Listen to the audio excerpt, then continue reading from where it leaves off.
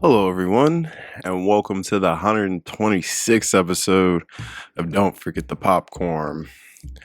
You know, it's crazy they're bringing this franchise back. They brought this franchise back after 14 years. A franchise I have been a fan of since I was a kid.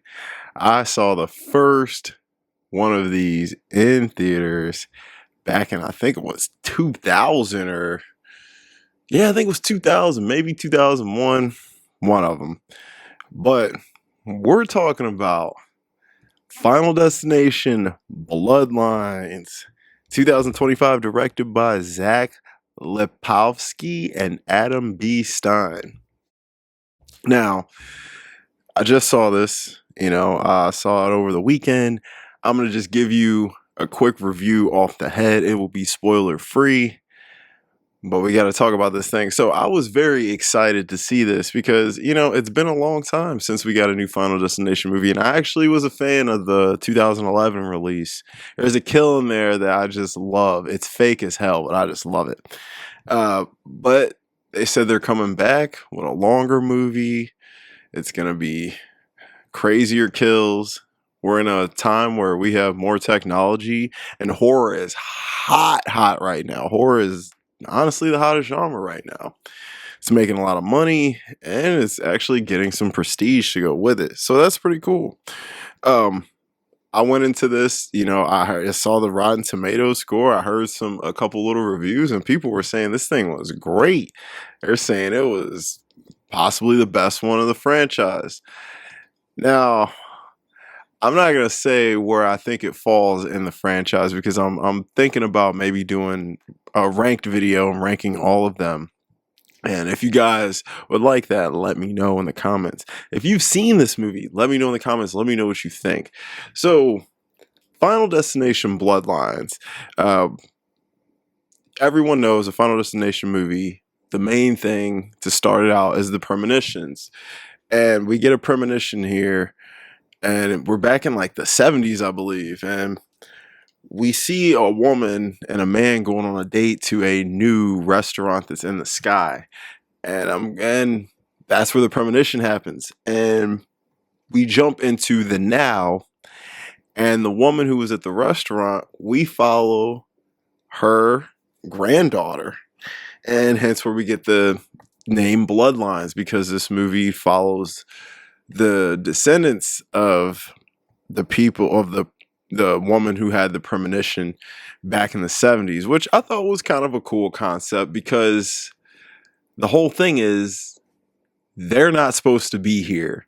So death is coming for them one by one, like it does in these movies. And one thing I appreciated about this movie is it didn't try and rewrite history. It didn't try and rewrite the formulas that made it work. It didn't try and redo what people know and love about the Final Destination franchise. Because let's face it, in a lot of these hard reboots or soft reboots or legacy sequels, whatever the hell you want to call them, they try and, change the game and rewrite the script. And, it loses what people loved about the franchise to begin with. But Final Destination Bloodlines doesn't do that. They play right up to what they know we want. And we all know why we watch these movies. We don't watch it for the acting. We don't watch it for the crazy storyline or none of that. We watch it to see how these motherfuckers gonna get killed. Because the kills are what makes these movies special. I mean, they're memorable. You can see one of the Final Destination movies once, and there's going to be at least two kills you'll remember 2-3 years down the line. And that's the beauty of these films because a lot of these franchises, they rely on some kind of a villain, some kind of a killer. And I love the Final Destination's killer. It's just death. And it's something we all got to deal with. We're all going to go at some point.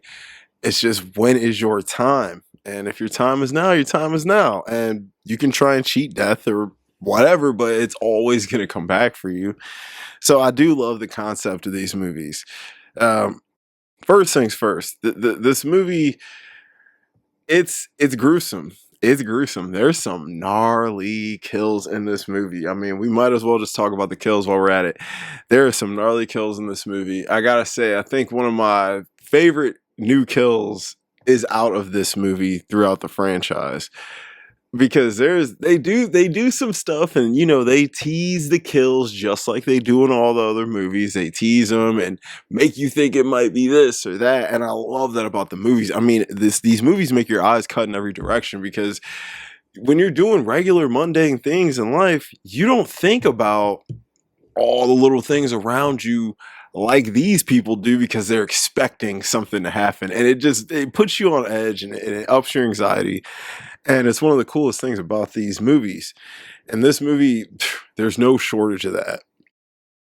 There's some kills in this movie that I thought were really creative, really cool. But I have a problem here. I have a problem, and it's one of my big criticisms of this film. The old films, the kills were practical. We got all practical effects, I'm pretty sure, through the first 5 movies. And they throw some CG in here, and it doesn't look terrible. It doesn't look terrible, but at the same time, it sucks a little bit of flavor out of the kills. Like, I've been watching, some of the older ones throughout the past week leading up to this, and man, the kills look so good. Like, they look great. The practical effects are awesome.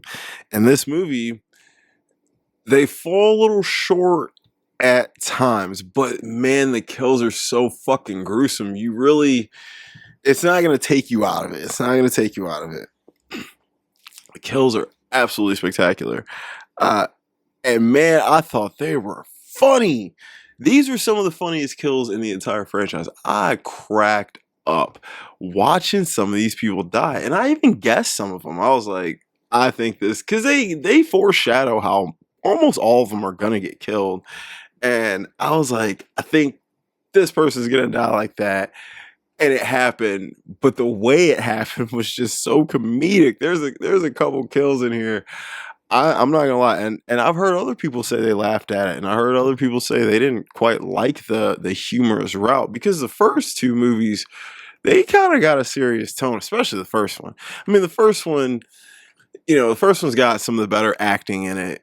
It's probably got one of the better storylines, and it's probably the most tightly knitted up. But I won't say it's the most fun, not in my opinion. But the first one is the most legit. And this one, they definitely take a humorous route with some of these kills. I mean, even some of the characters kind of laugh at it, and I don't know, they just don't feel. They feel like they're scared, but they don't. It all kind of has a light tone to it, which I laughed at, but I don't think it helped for the suspense of the movie. Um, Now, obviously, there's suspense around all the kills, but I mean, when there's not a kill happening, I'm just gonna be honest, you don't give a shit about what's going on. I mean, it's whatever. The stuff's happening, cool. All you care about is who's gonna get killed next and how is it going to happen.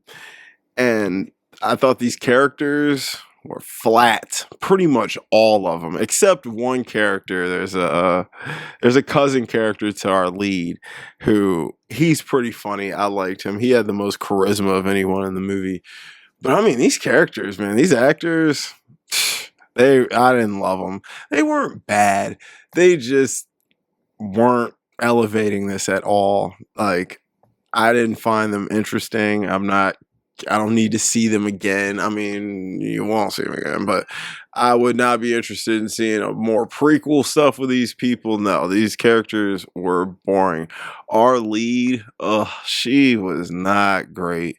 I just thought she was such a miscast for this. And, I felt like they were trying to get like a Jenna Ortega-esque type to play this role. And this chick is not Jenna Ortega. She was fine, I guess. I mean, she was whatever. She was not interesting. She did not, I don't, if I never see her in another movie, I won't die.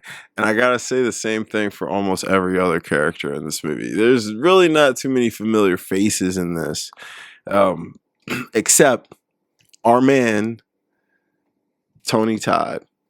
Tony Todd is a legend, man. Candyman was one of my favorite horror movies as a kid. It scared the piss out of me, and I always loved him throughout the Final Destination franchise. He brings such a creep factor. He's great. And I love that we got a beautiful send off for him because he just died not too long ago, and rest in peace to a legend. He's a horror icon, and he's a great actor, and sad we're not gonna get to see him in more movies. But I love the way they sent him off in this movie. It was perfect. It was well done. It was respectful. He deserved that, and that was awesome. So he's just as great as ever, and it's gonna be nice for you guys to see him again. I but outside of him, man, everybody else in this movie, you could flip flop swap all the actors.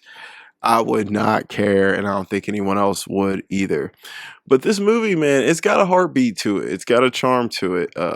My theater, it wasn't packed, but it was a good amount of people in there, and you could hear everybody interacting with the film and gasping and oh and ah, you heard all that, and then you hear me cracking up, and I know people were probably like, "Yo, who's this psychotic dude sitting in the back row laughing his ass off?"